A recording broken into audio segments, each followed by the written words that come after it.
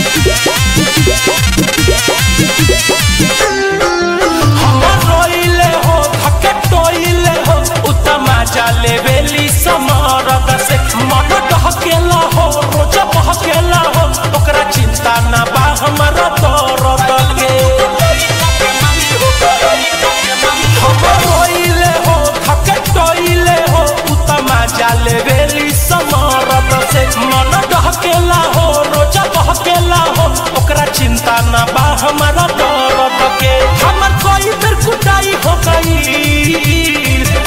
कि जुलिया का भाई से लड़ाई हो गई पायल बा तू को नई का के माई हो गई कि जुलिया का भाई से लड़ाई हो गई पायल बा तू को नई का के माई हो गई।